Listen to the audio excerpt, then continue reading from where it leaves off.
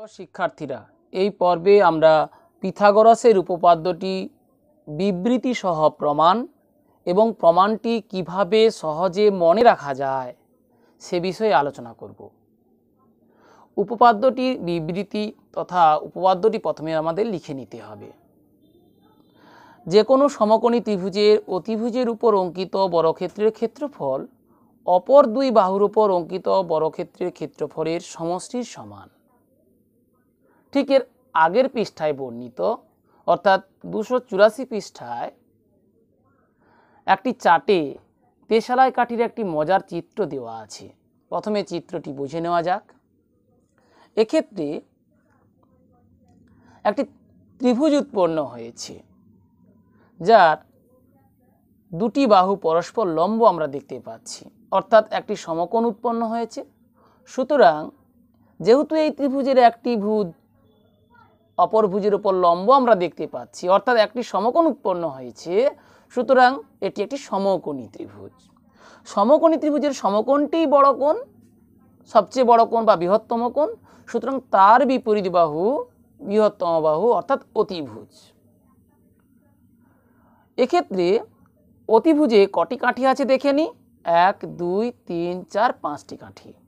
অপর দুটি বাহুর একটিতে আছে 1 2 3 4টি কাঠি এবং আরেকটি বাহুতে আছে 1 2 3টি কাঠি। অতিভুজের উপর যদি একটি বর্গক্ষেত্র অঙ্কন করা যায়, অর্থাৎ একটি কাঠির দৈর্ঘ্য যদি 1 একক ধরে নেওয়া হয়, সেক্ষেত্রে ওই বর্গক্ষেত্রটির ক্ষেত্রফল হবে 5 গুণ 5 অর্থাৎ 5 স্কোয়ার বর্গ একক মানে 25 বর্গ একক। একইভাবে 4টি কাঠি যে বাহু বরাবর আছে তার উপর বর্গক্ষেত্র অঙ্কন করলে ক্ষেত্রফল হবে 4 স্কোয়ার বর্গ একক।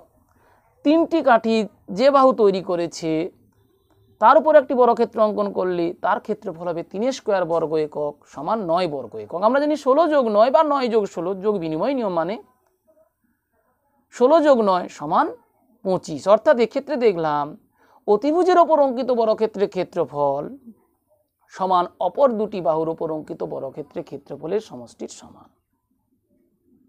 উপপাদ্যটি গণিতের বিভিন্ন শাখায় যেমন জ্যামিতি, পরিমিতি, ত্রিকোণমিতি প্রভৃতি ক্ষেত্রে বহুল পরিমাণে ব্যবহৃত হয়। এটি সমকোণী ত্রিভুজের 3টি ভুজের মধ্যে একটি মৌলিক সম্পর্ক। আমরা পরিমিতিতে শঙ্কু সংক্রান্ত সমস্যার সমাধানের সময় তির্যক উচ্চতা স্কয়ার সমান উচ্চতা স্কয়ার প্লাস ভূমির ব্যাসার্ধের স্কয়ার অর্থাৎ এল স্কয়ার সমান এইচ স্কয়ার প্লাস আর স্কয়ার, এই যে সম্পর্কটা পেয়েছিলাম এইচ আর এবং এল এর মধ্যে, তা পিথাগোরাসের পদ্ধতি কাজে লাগিয়ে এখন আমরা এই উপপাদ্যটি প্রমাণ করব এবং কিভাবে সহজে মনে রাখা যায় সে বিষয়টিও আলোচনা করব। যে কোনো সমকোণী ত্রিভুজের জন্য এটা সত্য, সুতরাং এটি সাধারণ নির্বাচন। এখান থেকে আমরা একটি বিশেষ নির্বাচনে উপনীত হব, অর্থাৎ নির্দিষ্ট একটা ত্রিভুজ ধরে নেব। এক্ষেত্রে বিশেষ নির্বাচন বা প্রদত্ত আমরা ধরে নিলাম এবিসি সমকোণী ত্রিভুজ যার এ কোণ সমকোণ। তাহলে সমকোণের বিপরীত বাহু অতিভুজ অর্থাৎ বিসি এখানে অতিভুজ। আমাদের প্রমাণ করতে হবে অতিভুজের ওপর অঙ্কিত বর্গক্ষেত্রের ক্ষেত্রফল অর্থাৎ এক্ষেত্রে বিসির স্কয়ার অপর দুটি বাহুর ওপর অঙ্কিত বর্গক্ষেত্রের ক্ষেত্রফলের সমষ্টির সমান, অর্থাৎ এবি বাহুর ওপর অঙ্কিত বর্গক্ষেত্রের ক্ষেত্রফল এবং এসি বাহুর ওপর অঙ্কিত বর্গক্ষেত্রের ক্ষেত্রফলের সমষ্টির সমান, অর্থাৎ এবি স্কয়ার যোগ এসি স্কয়ার। এটা আমাদের প্রমাণ করতে হবে। প্রমাণ করতে গিয়ে আমরা প্রয়োজনীয় অঙ্কন করব। আমরা এর পূর্বের 48 নম্বর উপপাদ্য, যেটা আমাদের পাঠ্যপুস্তকে 255 পৃষ্ঠায় দেওয়া আছে, তাকে কাজে লাগাবো। সেখানে কি ছিল? যে কোনো সমকোণী ত্রিভুজের সমকৌণিক বিন্দু থেকে অতিভুজের উপর লম্ব অঙ্কন করলে ওই লম্বের উভয় পার্শ্বস্থিত ত্রিভুজদ্বয় সদৃশ এবং ওই ত্রিভুজগুলির প্রত্যেকে মূল ত্রিভুজের সঙ্গে সদৃশ। অর্থাৎ এবিসি সমকোণী ত্রিভুজ যার এ কোণ সমকোণ, সমকৌণিক বিন্দু এ থেকে অতিভুজ বিসি এর ওপর এডি লম্ব অঙ্কন করা হলে সেক্ষেত্রে এডি এই লম্বের উভয় পার্শ্বস্থিত অর্থাৎ বাম পার্শ্বে অবস্থিত এবং ডান পার্শ্বে অবস্থিত যে দুটি ত্রিভুজ তারা সদৃশ এবং ওই ত্রিভুজগুলির প্রত্যেকে মূল ত্রিভুজের সঙ্গে সদৃশ। আমরা এই বাক্যাংশকে কাজে লাগাবো। অর্থাৎ এডি এর উভয় পার্শ্বস্থ ত্রিভুজদ্বয় মূল ত্রিভুজ এবিসি এর সাথে সদৃশ, এটাই কাজে লাগাবো। তাহলে প্রথমে আমাদের সমকৌণিক বিন্দু এ থেকে অতিভুজ বিসি এর উপর লম্ব অঙ্কন করতে হবে। তাই আমরা অঙ্কন করব সমকৌণিক বিন্দু এ থেকে অতিভুজ বিসি এর উপর এডি লম্ব অঙ্কন করলাম, যা বিসি বাহুকে ডি বিন্দুতে ছেদ করেছে। এরপর প্রমাণ। তাহলে এক্ষেত্রে এডি এই লম্বের অর্থাৎ বিসির ওপর এডি তো লম্ব, এডি লম্বের প্রথমে আমরা বাম পার্শ্বের ত্রিভুজটির সাথে মূল ত্রিভুজ এবিসি সদৃশ তা ধরে নিই। সমকোণী ত্রিভুজ এবিসি এর অতিভুজ বিসির ওপর এডি লম্ব, অর্থাৎ বাম পার্শ্বের এই ত্রিভুজটি মূল ত্রিভুজ এবিসি এর সাথে সদৃশ। বাম পাশের এই ত্রিভুজটির নাম ধরি এ বি ডি আর মূল ত্রিভুজ এবিসি। তবে দেখো পাঠ্যপুস্তকে ত্রিভুজ এবিডি ত্রিভুজ এবিসি না বলে সিবিএ বলা আছে। এবিসি বললে হতো, কিন্তু এভাবে বলা আছে কেন? আসলে এ বি ডি এই সমকোণী ত্রিভুজের ডি কোণ সমকোণ আর এবিসি ত্রিভুজের আমরা জানি এ কোণ সমকোণ, উভয়ের বি কোণ সাধারণ। তাহলে এবিসির আরেকটি কোণ সি যা এবিডির এ কোণের সঙ্গে সমান, তাই এবিডি এবং সিবিএ বলা হয়েছে। আমরাও একইভাবে লিখে নেব, অর্থাৎ ত্রিভুজ এবিডি ও ত্রিভুজ সিবিএ সদৃশ। পাঠ্যপুস্তকে 248 পৃষ্ঠায় আমরা 45 নম্বর উপপাদ্যটি পড়েছিলাম, যেটি আমাদের মূল্যায়নের অন্তর্ভুক্ত নয়, কিন্তু উপপাদ্যটি জানতে হবে। দুটি ত্রিভুজ সদৃশকোণী হলে তাদের অনুরূপ বাহুগুলির অনুপাত সমান। তাহলে এই উপপাদ্যটিকে আমরা কাজে লাগাবো। অর্থাৎ এক্ষেত্রে এবিডি ত্রিভুজ এবং মূল ত্রিভুজ সিবিএ এদের অনুরূপ বাহুগুলোর অনুপাত সমান হবে। তিনটি তো বাহু, লম্ব, ভূমি এবং অতিভুজ, অর্থাৎ উভয়ের লম্বের অনুপাত সমান উভয়ের ভূমির অনুপাত সমান উভয়ের অতিভুজের অনুপাত হবে। এক্ষেত্রে আমরা প্রথমে অতিভুজের অনুপাত করে নেব, কারণ আমাদের প্রমাণ করতে হবে এবি স্কোয়ার যোগ এসি স্কোয়ার সমান তো বিসি স্কোয়ার, এটা প্রমাণ করতে হবে। এখানে এবি, প্রথমে আমরা এবি স্কোয়ার বের করে নেব। এবিটা কি?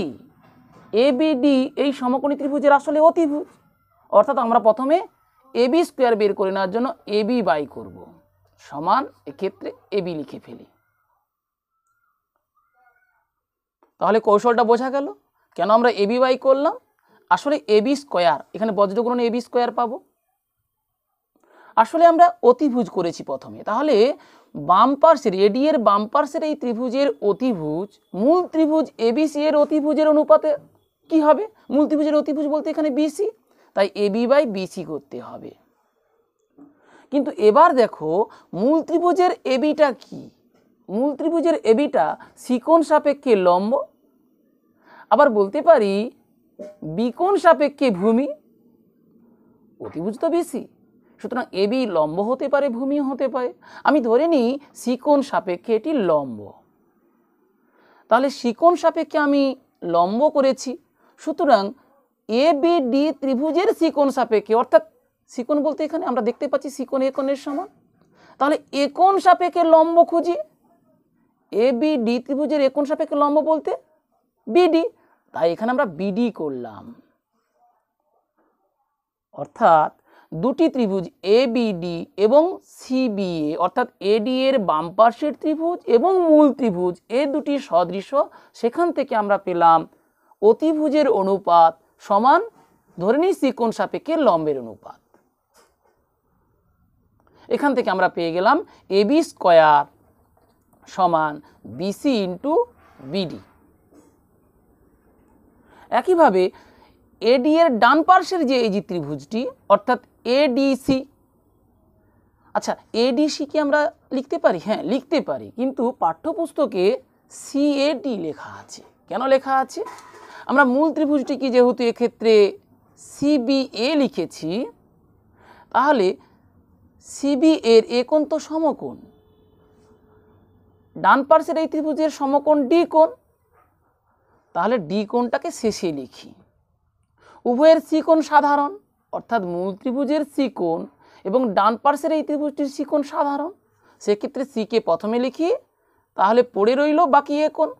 অর্থাৎ মূল ত্রিভুজটিকে যদি আমরা সিবিএ বলে থাকি, তাহলে এডি এর ডান পার্শ্বস্থিত এই ত্রিভুজটিকে আমরা বলবো সিএডি, যার থেকে সহজে বোঝা যাবে সি কোণ সমান, এ কোণ বি কোণ সমান, ডি কোণ এ কোণ সমান, তাই পাঠ্যপুস্তকে বলা আছে সিএডি।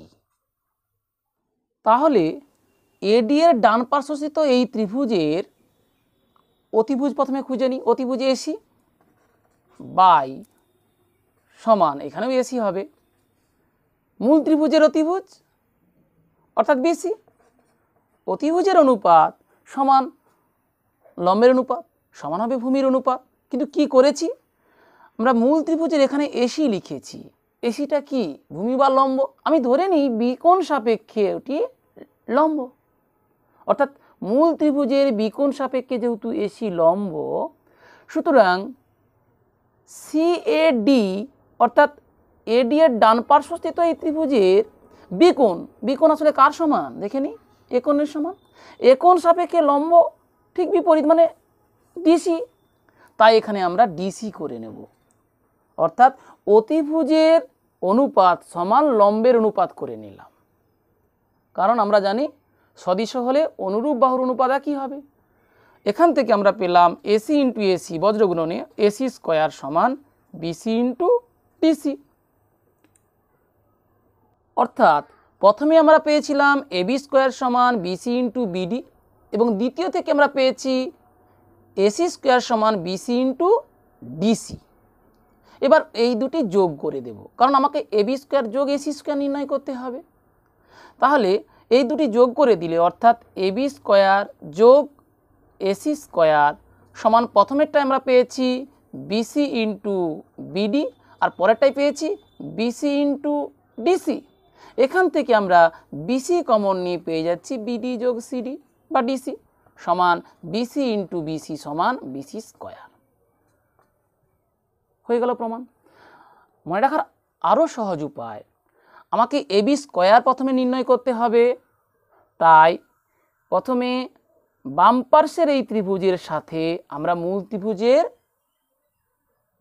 অনুরূপ বাহুগুলোর অনুপাত করব দুটি ত্রিভুজ সদৃশ দেখিয়ে। অর্থাৎ প্রথমে আমরা এবি বাই এখানে এবি লিখব, এখানে কি লিখব না মূল অতিভুজের অনুপাত করছি, অর্থাৎ প্রথমে এবি বাই বিসি করব, আর দ্বিতীয় ক্ষেত্রে এসি বাই বিসি করব। অর্থাৎ বাম পার্শ্বের ত্রিভুজের অতিভুজ বাই মূল ত্রিভুজের অতিভুজ করব প্রথমটির ক্ষেত্রে, আর দ্বিতীয়টির ক্ষেত্রে ডান পার্শ্বের ত্রিভুজের অতিভুজ বাই মূল ত্রিভুজের অতিভুজ করব। এবং তারপরে আমরা